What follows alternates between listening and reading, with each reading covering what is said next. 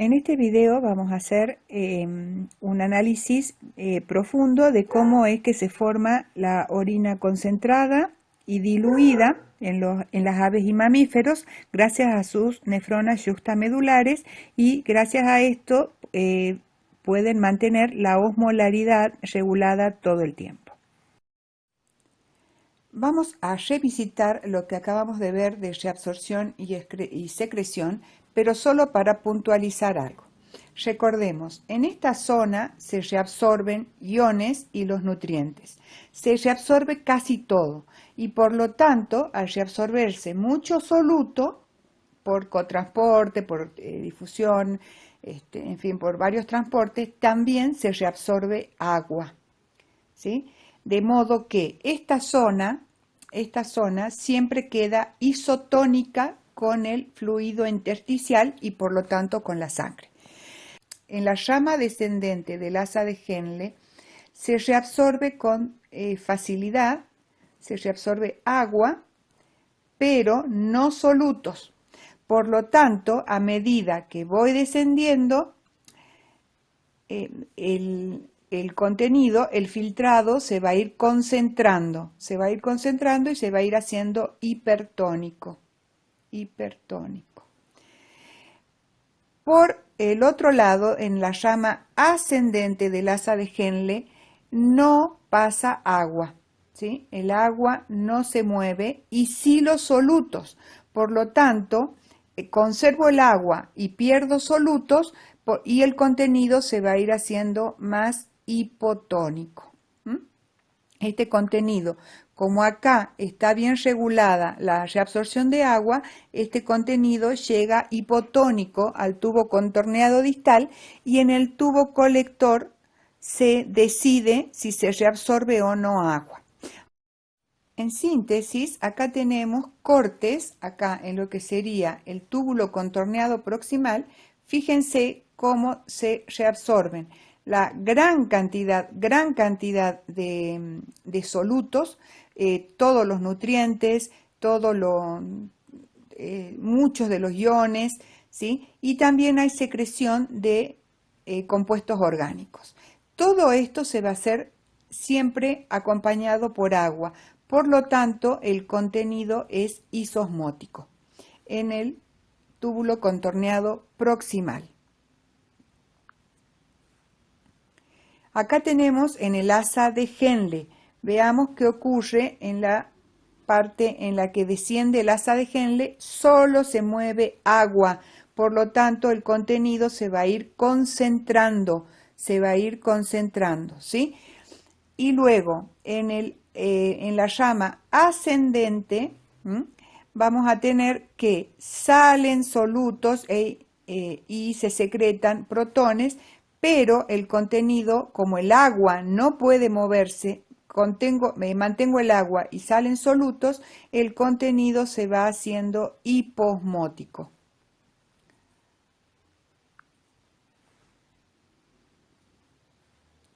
El agua aquí no puede salir. Y por último, en el tubo colector, fíjense que va a haber tanto secreción como reabsorción, ¿sí? Y lo que va a pasar con el agua depende de los mecanismos reguladores. Así que aquí es donde se decide si la orina que sale es concentrada o diluida. En este esquema se muestra con los valores reales lo que ocurre en una nefrona yuxtamedular humana. Ven que empezamos con 300 acá.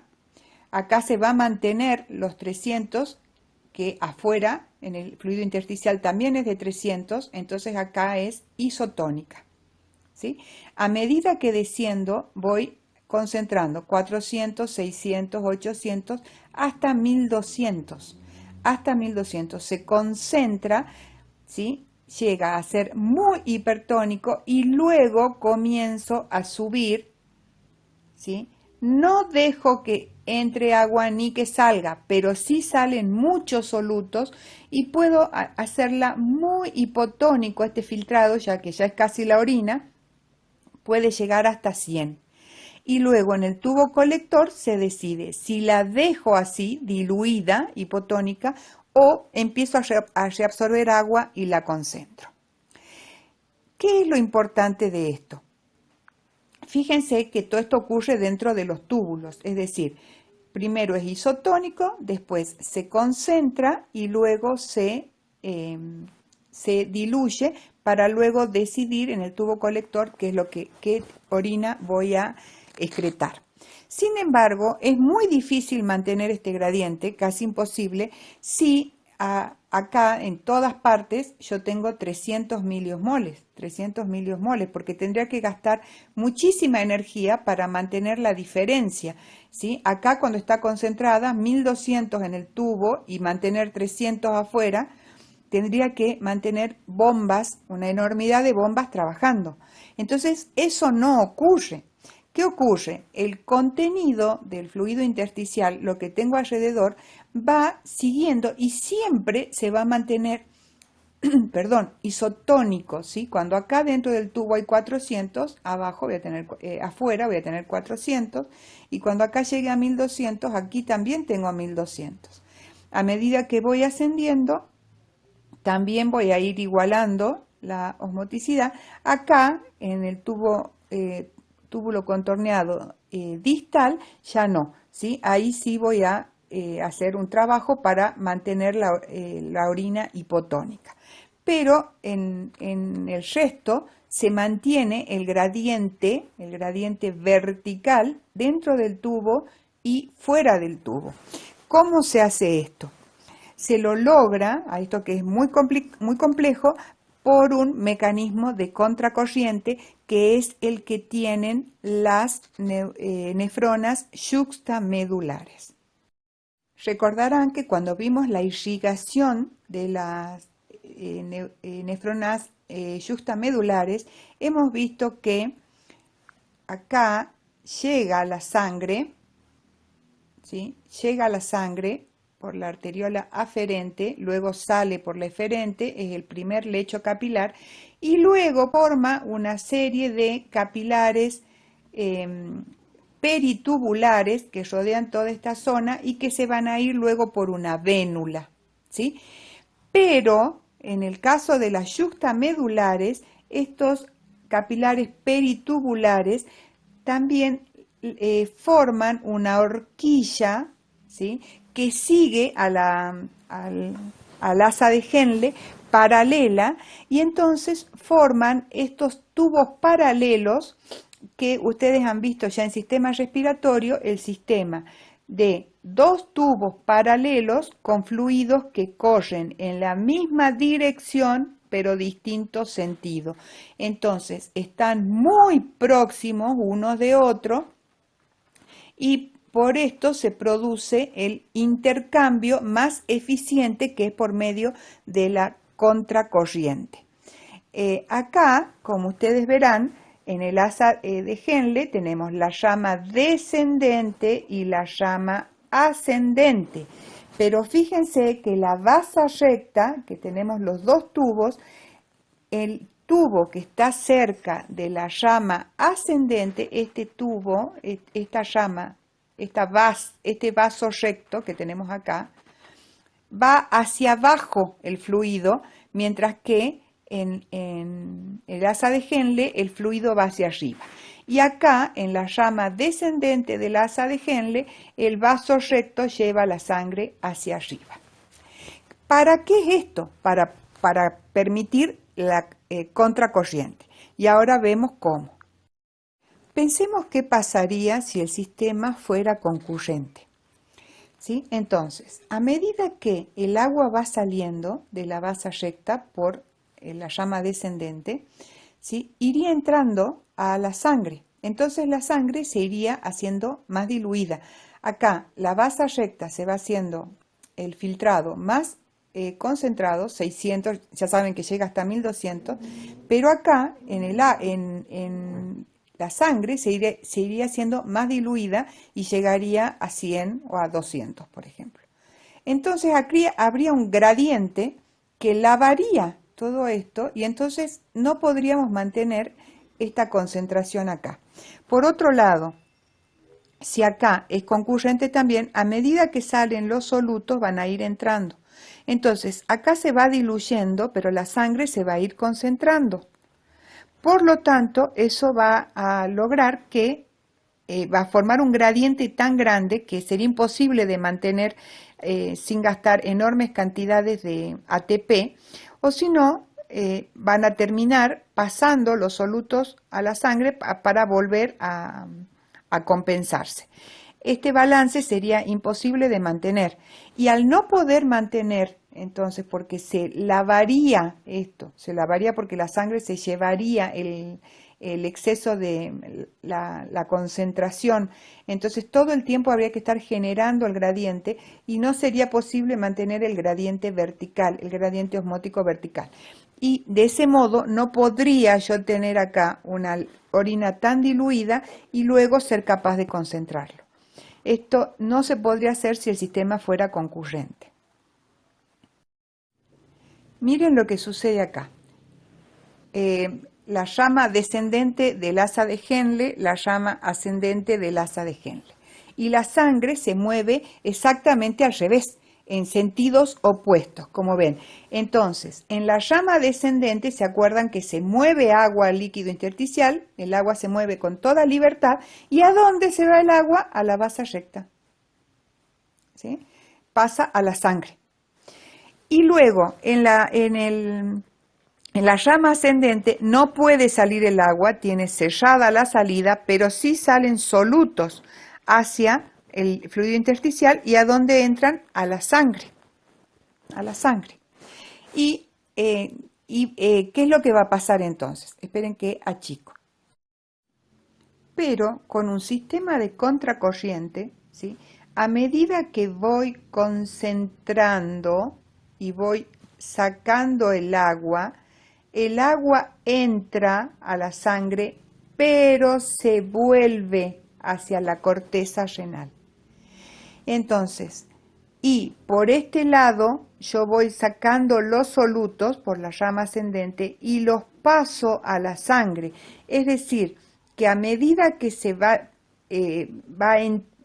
llegando la base recta hacia la médula, ¿sí? Va entrando soluto y se va haciendo más concentrada la sangre, de forma que la sangre aquí también llega a 1200 e iguala el contenido, la concentración del tubo. Entonces están acá isotónicos. 1200 la sangre concentró cuando el filtrado se iba concentrando en la llama descendente del asa de Henle, también la sangre se iba concentrando en el vaso recto descendente y llegaba aquí al final concentrado. Y cuando la llama del asa de Henle sube, va diluyendo porque salen los solutos, igual que la llama de la base recta que asciende y también se va diluyendo. ¿Esto qué significa? Que siempre se va a mantener isosmótico con el medio, ¿sí?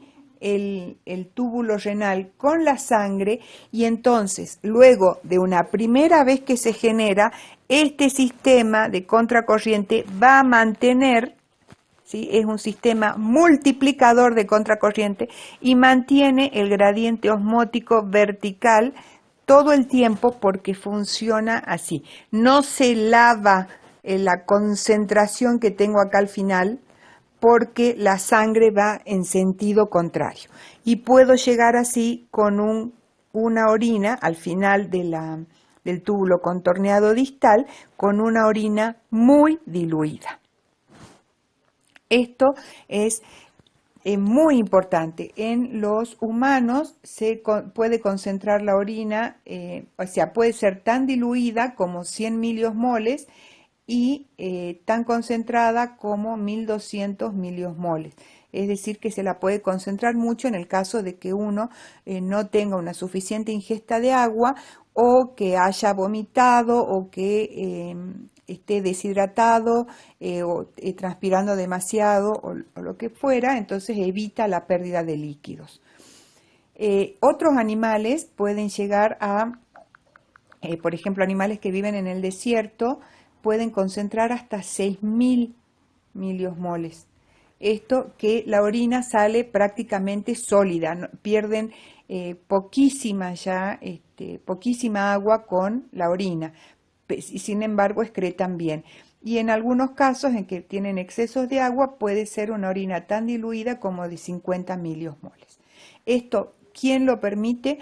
El tener las nefronas yuxtamedulares. Las nefronas corticales no pueden hacer esto.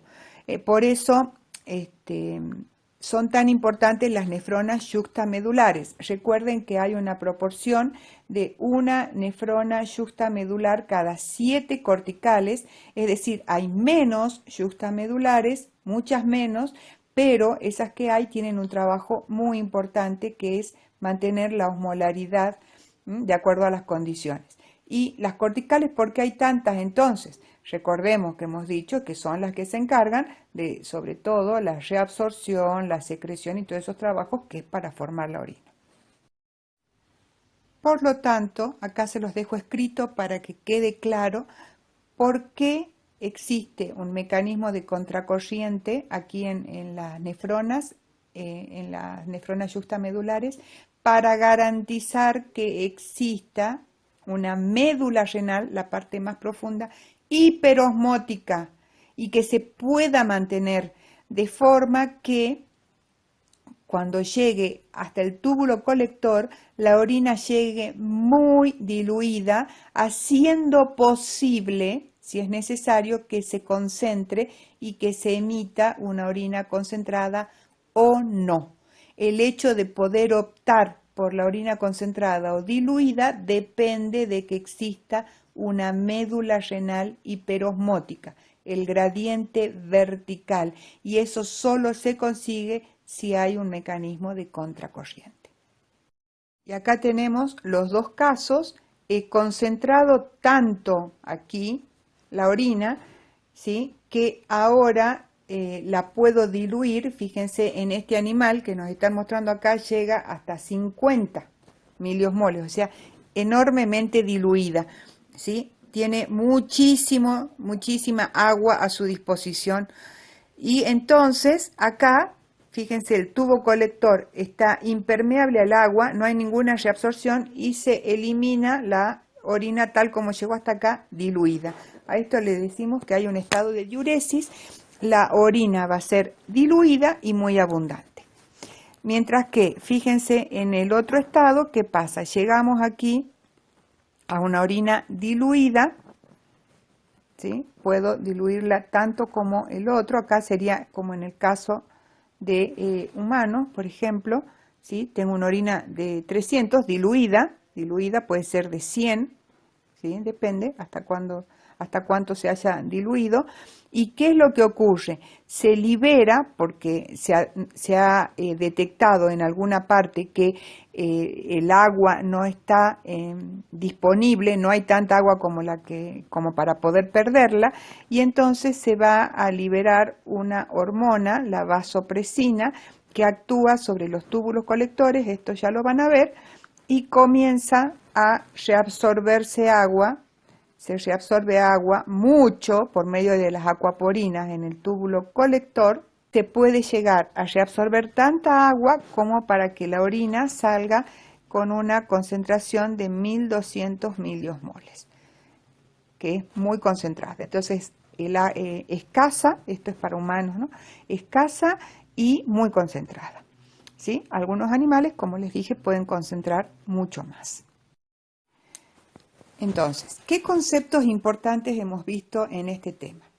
Hemos visto que la función primaria de los riñones es mantener la osmolaridad y por lo tanto el volumen de los fluidos, ¿sí?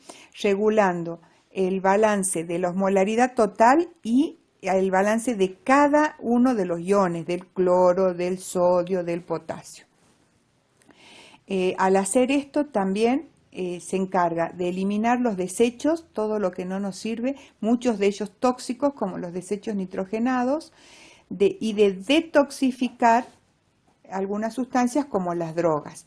Recuerden que esto incluye entonces eliminar los desechos y los excesos, ¿sí? Todo lo que está de más también puede dañarme. Además tiene una función hormonal, ¿sí? En que va a secretar varias sustancias que van a ver en el último video. Los riñones contienen 1 millón de unidades de filtración que llamamos nefronas, aproximadamente 1 millón en el caso de los humanos, y que se alimentan por un sistema porta. Esto es el sistema porta, significa que viene arteriola, capilares, arteriolas, o también vénula, capilares, vénula. Esos son los sistemas porta. La filtración ocurre a través del primer lecho capilar, que es el glomérulo, y la reabsorción y secreción a lo largo del segundo lecho capilar, que son los capilares peritubulares. El producto final es la orina. Las nefronas corticales tienen gran relevancia en la reabsorción y secreción de sustancias, o sea, en la formación de la orina propiamente dicha, y las yuxtamedulares son las que mantienen el gradiente osmótico vertical, es decir, la médula renal hiperosmótica, de modo que son las responsables de que se pueda regular la concentración de la orina, y que, es decir, que pueda ser diluida o concentrada según las condiciones. Ahora que ya han aprendido cómo funciona la nefrona y todas las nefronas unidas en el riñón, van a estudiar cómo se regula por mecanismos extrínsecos e intrínsecos en el próximo video. Éxitos y no se olviden de seguir estudiando.